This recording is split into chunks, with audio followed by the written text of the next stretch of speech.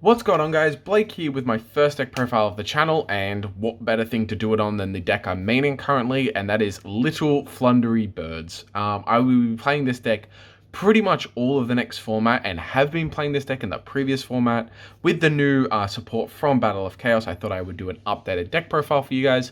Let me know if there's any decks you want to see deck profiles of, if there's any changes you would make, what your list is looking like. This is just my initial idea for the deck, given the support we've got, and from there we'll see what we can do. So let's just get straight into it.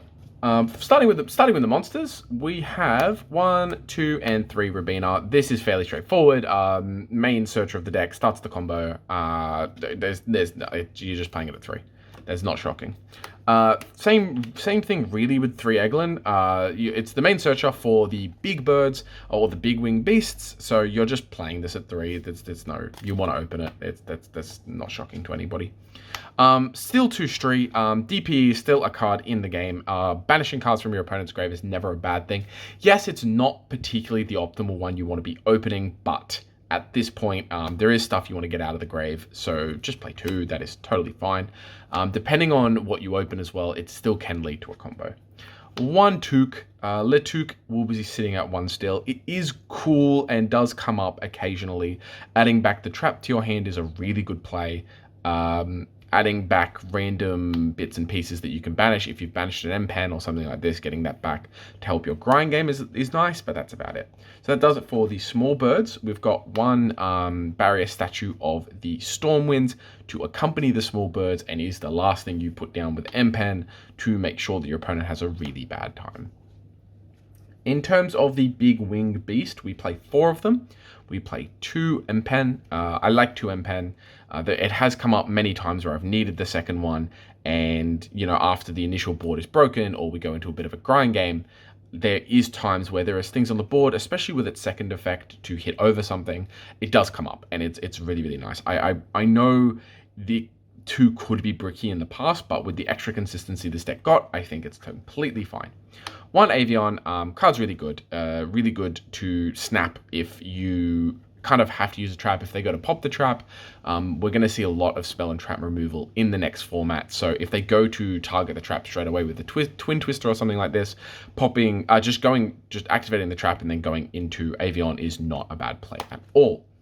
The big board breaker and big turn resetter, Riser, the Mega Monarch. This card is horribly oppressive, can make sure your opponents stop decking something awful, can remove things from the board that are problematic, can hit for a lot of damage. This card does it all.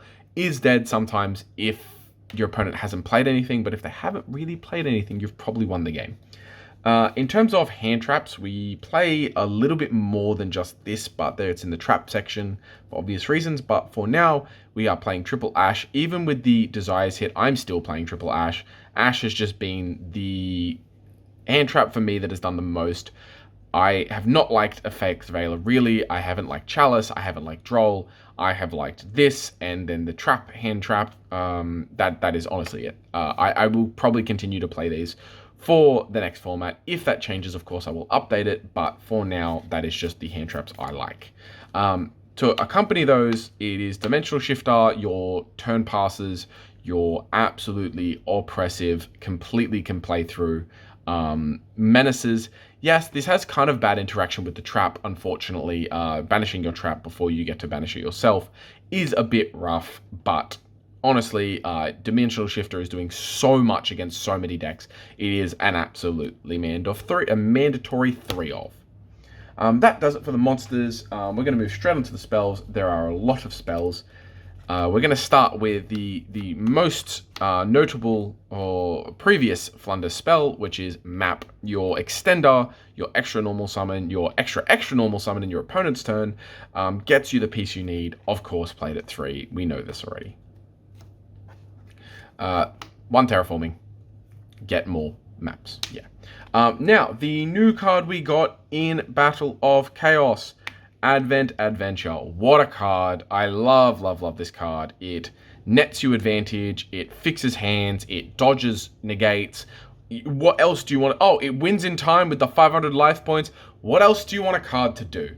Absolutely nothing. I think, yeah, realistically, I will probably always have this as 3 of. I will be shocked if I ever put it down. It makes dead hands so much more live. There are things you're able to do if you open one bird name so much more often now.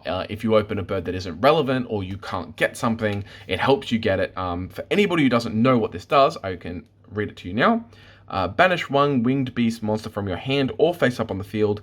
Add one Floowandereeze monster or Floowandereeze field spell from your deck to your hand, then gain 500 LP. You can only activate once a turn. So you can search map with it, and then you can search anything with it. If you get your Egglin negated, if they try and negate your Egglin, you can search an M-Pen. If they negate your Robin, you can banish it, search an Egglin. There's so many options now, which is so nice. Very, very, very happy with the boost in consistency. One unexplored wins. Card's great. Yes, is not the initial search off N-Pen. I would probably always be searching the trap, but it can come up. The tributing your opponent's cards, not just monsters, is great. Anybody who's played against Flunders at locals or something like this has probably seen this card and probably realized how much of a menace it is.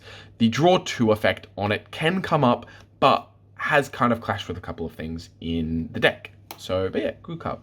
Now we move on to the pure consistency side of things, and where the deck's price really spikes up, and that is Triple Pot of Prosperity. I didn't have this card until very recently. I have never played Flunders with this card up until now. I had this card as 3 Pot of Extravagance. If you don't have access to Pot of Prosperity, yes, it is a very good card. I don't think it's a mandatory card to play the deck. Yes, it will help. I think it is probably slightly the better option, but with such a big price tag on it for not doing a huge amount, I completely don't blame anybody for not having this card, and just would recommend playing Extrav at 3. But more consistency we will take. The deck does sometimes struggle with it, so we're just going pure consistency.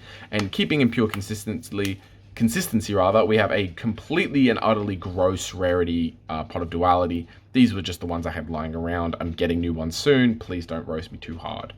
But Duality is amazing. We don't special summon almost ever, if at all. So yeah, it's just beautiful. Grab a card off the top, find a piece you need. It almost never gets ashed. I've never really seen people strike it down with a hand trap. So you're normally fine. 1 Pot of Extravagance. Sometimes drawing 2 cards is just nice. Again, I had this at 3. When I didn't have Prosperity, it was fine. It was good. It didn't clash too hard with anything else. It is completely fine. Again, if you want to bump this up to 3, Pros is down to 0, and then just play another Book of Moon or Gold Sarcophagus or something like this. For the last spell, we have 1 Call by the Grave. We still don't love getting hand trapped. This is probably going to change. This is probably going to change to maybe the Crossout Designator package, or I don't know, some other off-turn effect card. With the new spell active, we don't really have to be too worried about hand traps anymore, but still stopping a droll or something like this can actually be helpful, so I don't mind it at 1 there. Moving on to the traps, only 3. One of the best cards in the deck, Dreaming Town. Normal summoning in your opponent's turn is an absolute menace. You can do so much with this card. The Book of Eclipse effect is not something people remember when you're looking at Sword Soul, which needs a Synchro Summon, or any deck that needs to XE Summon. If we keep seeing the other bird deck in the format, it is just a menace of a card, plus the normal summoning in your opponent's turn is amazing too. Triple Imperm.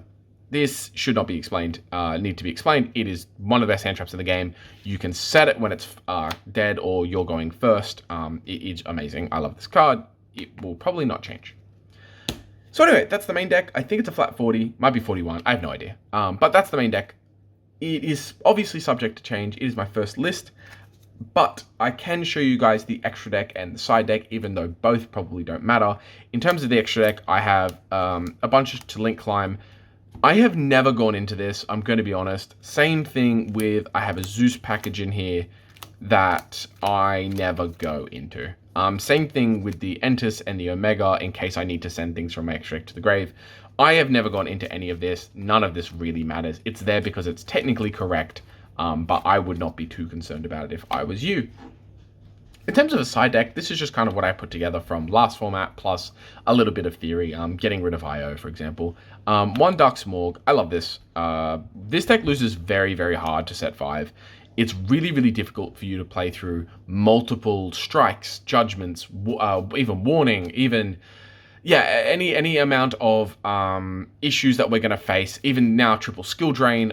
If you go first, you can search this off MPen, normal it, they cannot play the game, they have a very bad time, they have to open up Goldie plus a thing, it is just an absolute menace for them, and is a one-of side deck card that you can search that can win you that matchup, so that's why I love it there.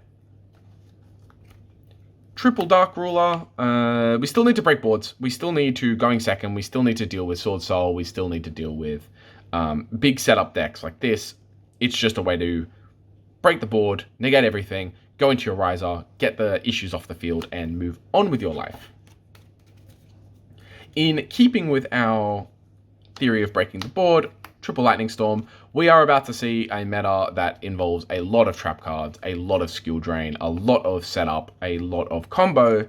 So this is just, you just break the board. It's pretty simple.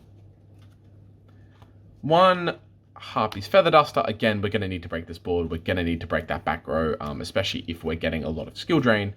We've got a little pair of cards here, which I'll separate out. D-Fish or Macrocosmos. There are still a lot of decks that want their spell and trap.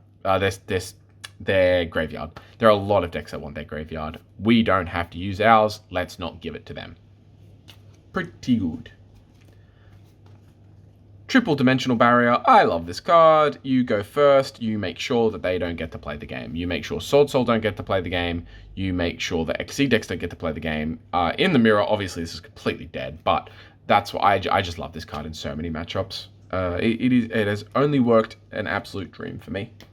2 evenly matched. I only have 2. I would probably play a third if I had a third. Maybe drop something else down. But again, a great board breaker. Saying enter battle phase when you have no cards on the board is still as scary as it's always been, but it's just a generically very good card. Anyway, that is the profile, guys. I very much appreciate you checking it out. I will be updating this list if anything else interesting pops up.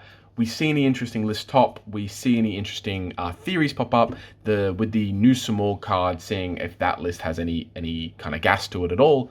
But other than that, I appreciate it very much, and make sure to leave a like and a comment telling me what you do differently and what deck profiles you'd like to see in the future. So, all right, thanks guys, see ya.